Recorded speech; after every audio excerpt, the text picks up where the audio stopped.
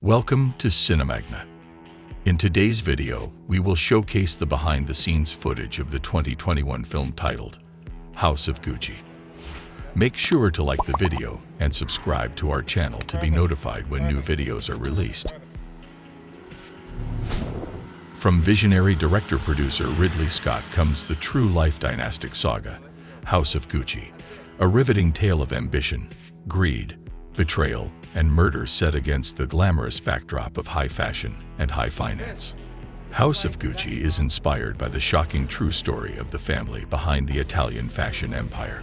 When Patrizia Reggiani, played by Lady Gaga, an outsider from humble beginnings, marries into the Gucci family, her unbridled ambition begins to unravel the family legacy and triggers a reckless spiral of betrayal, decadence, revenge, and ultimately, murder. Without much further ado, please enjoy the behind-the-scenes video. And film runs through here, and it's always breaking it, and it's coming out. This thing was probably used and still used by editors. Put the first film on now. Exactly.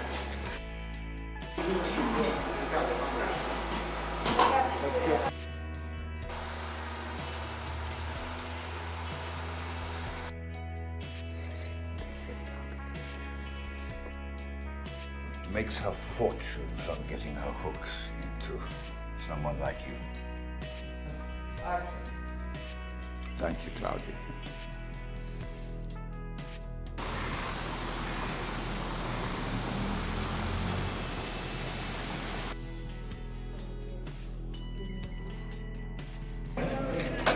Maybe nose wing, nose wing.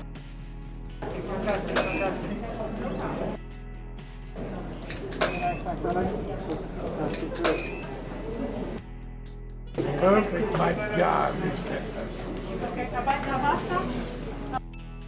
Oh, Paolo, I'm gonna call you that. Paolo.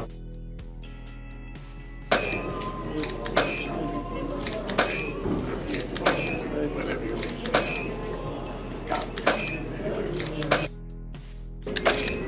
Nice.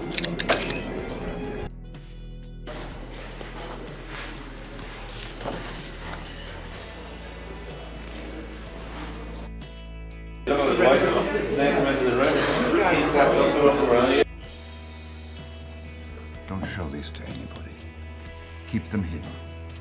You understand?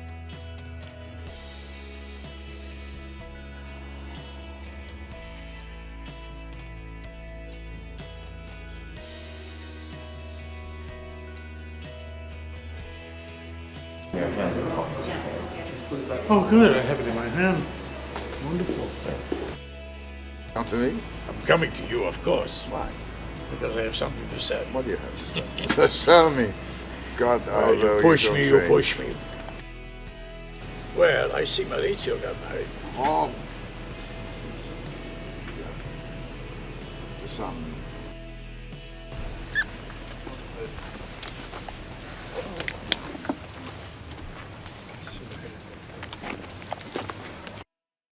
I'll tell you what will happen now. If I was to solo it, I can almost cut Tim rowing into the shot, so you don't have that palaver again now. Seems as though I'm into some kind of... Yeah. If I don't...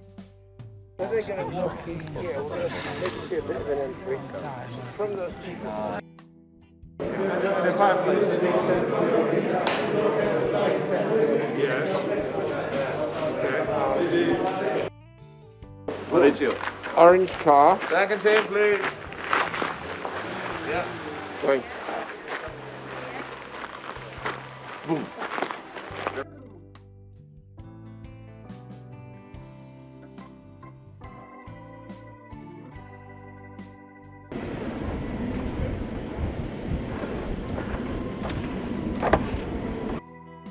One of the teams should help you out, right? But I can stay in there. The glass are like furniture.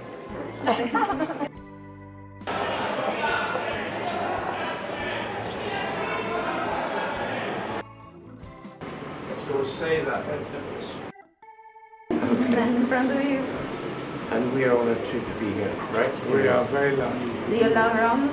Oh yeah. You ready for a shot, Riz? Where's your glasses?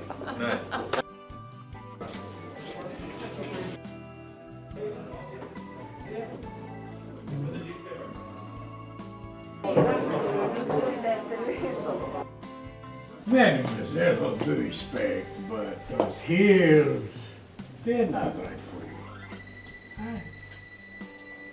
Hello, Uncle. Thank you very much. Well done, thank you. Well done.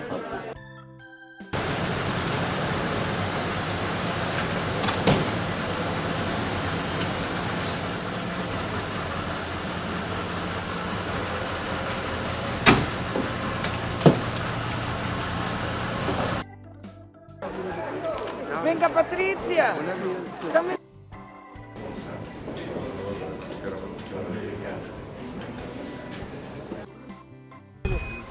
Roy.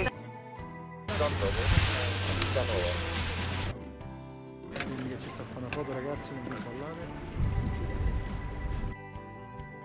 Action and wave.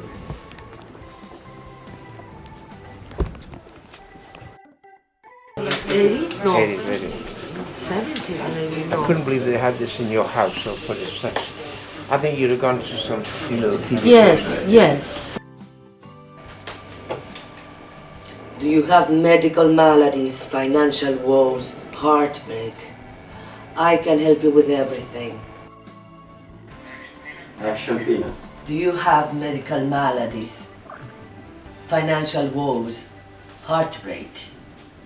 I can help you with everything and anything.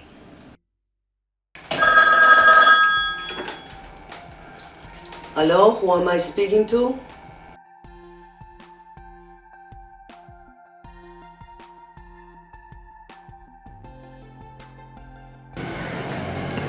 I'd like to think so. The problem is that you are always giving instead of receiving.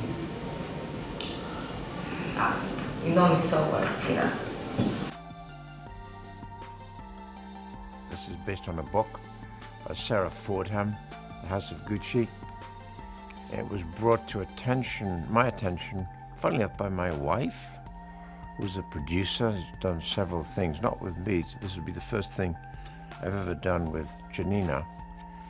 And she said this is a really interesting story, and that was 20 years ago.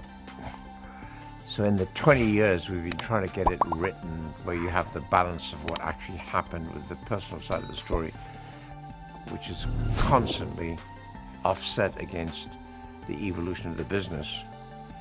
And so it was an interesting thing of a family history, a grand family history, almost Italian royalty in the fashion industry, and which led to destruction of the family. I used to buy my mother little Gucci presents every Christmas, and so I knew a lot about the Gucci evolution as a product, as a franchise, and so I didn't have to do much research. I've been right through that. I lived through everything in the 60s. I was at the Royal Court of Art in the 60s. There's no one better than the Royal Court of Art in the 60s, trust me.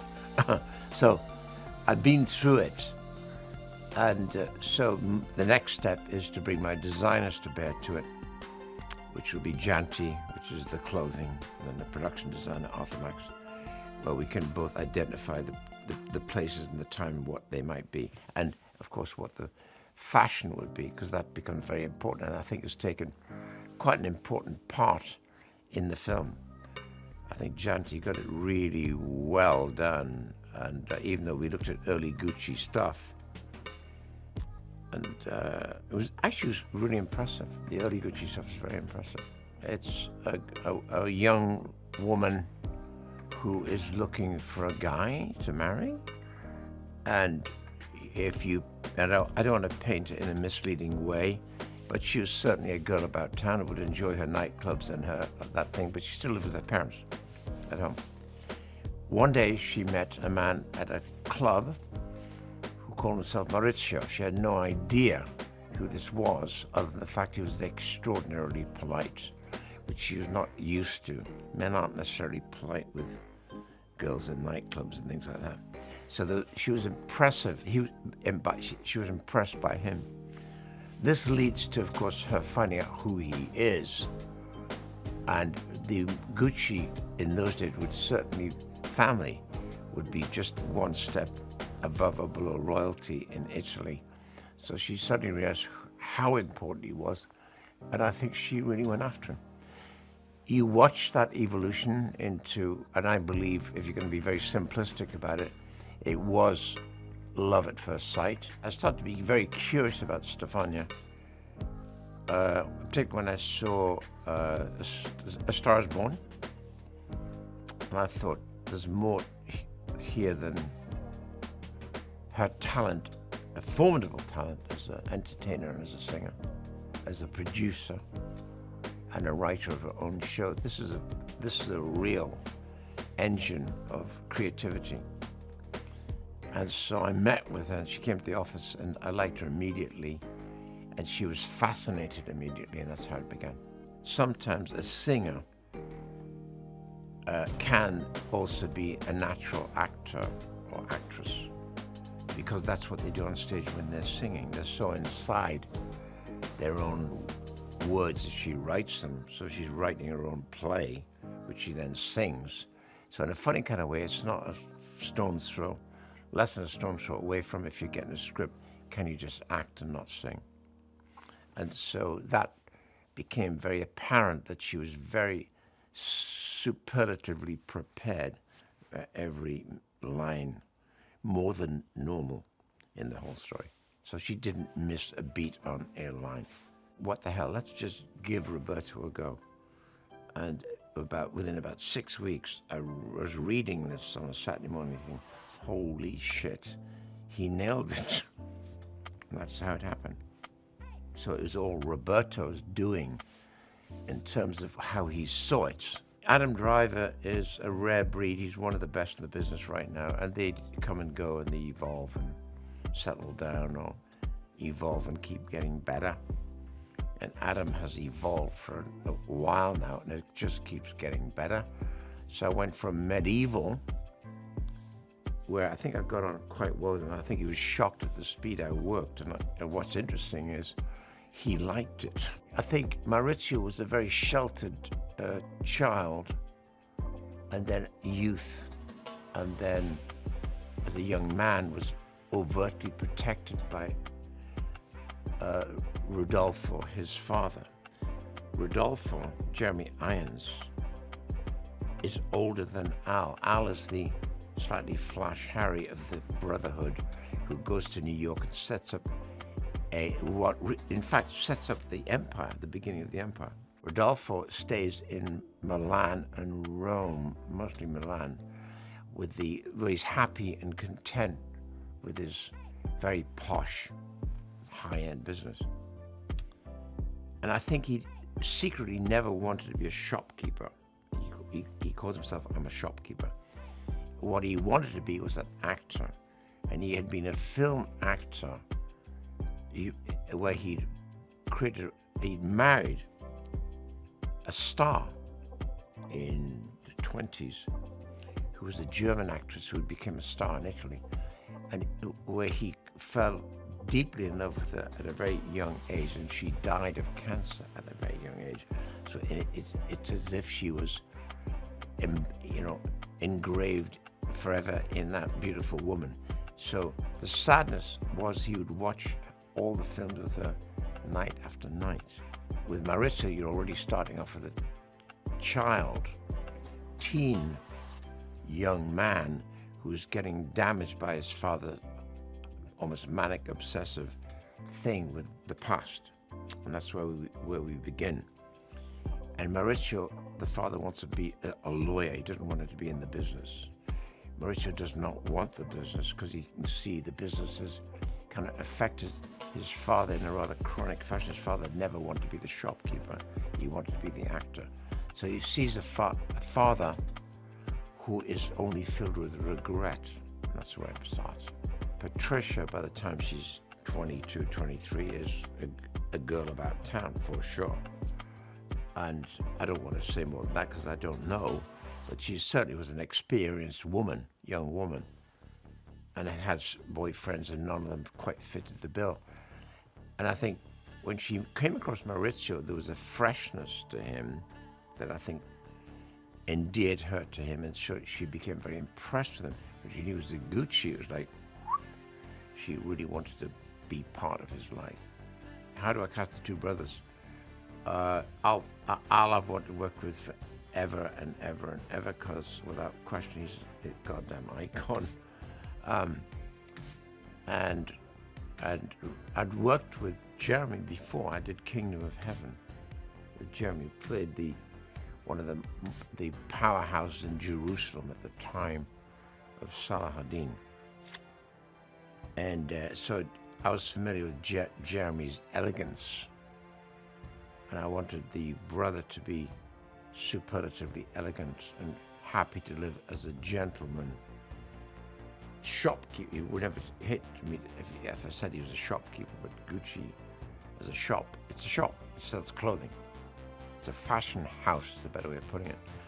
I don't think he thought about that. He thought it was a way, because in those days, they'd be selling leather goods, handbags, luggage, etc., etc. They hadn't quite shifted gear to the fashion house. Aldo was of the other school, slightly younger, was a bad boy about town, loved the women, and was a constant playboy, but at the same time was evolving the business in a quite different way than his brother in Milan. So that was chalk and cheese. They're quite different. Al comes off piste when you're writing. You've written something, you got the scene flying, and he loves to ad-lib. So he comes off the ski slope and you ad-lib on the side. But what's happening is you're getting rosebuds falling from his mouth every 2 or 3 seconds, so you let him run. And then sometimes if he goes on a bit, I'll say, come back on. So you then suddenly come back on the scene, complete and finished, so that I can look at it after and say, oh my God, I got it. So it's a cherry picking, it's a rose picking thing of saying, that's marvelous and that's marvelous. So he's a great ad-libist. But you can't let him go on too long. You've got to come back on the story. And that to me was one of my best experiences. Because Al, considering who he is a bit of a tour de force in American cinema and theater. That he was the nicest man who could easily be difficult. I don't tolerate difficult anymore because I don't have to either. But I got on great with him. Paolo is written in a very amusing fashion. It's nearly satire. In fact, I think a lot of this, I was pushing this film slightly in the direction of being satirical. And it certainly is between the father, Aldo, and Paolo. And I always liked the idea that Paolo's an idiot, but I put the line in, my son's an idiot. Paolo's an idiot, but he's my idiot. So, however, the shortfall on Paolo was Aldo would always love him as a son, even having put him in prison. Right? I like that. I love that connection. So it means Aldo's a good man. We had some research material, and Paolo looked just like that. I said, how are you going to do this? He said, well, makeup. I said, that's the hardest makeup you do, to put it on from here to here. So you're doing that, and you're going to get creases. It's the hardest thing to do. We found a genius in Scandinavia who we were able to have this done every morning. He was there at 4:30 a.m. with a 4-hour makeup thing. He arrived on the set looking, okay, let's go.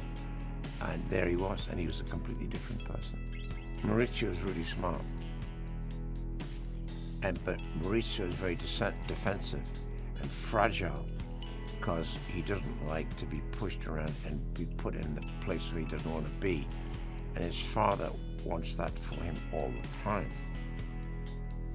And that's where it drives them apart. Paolo was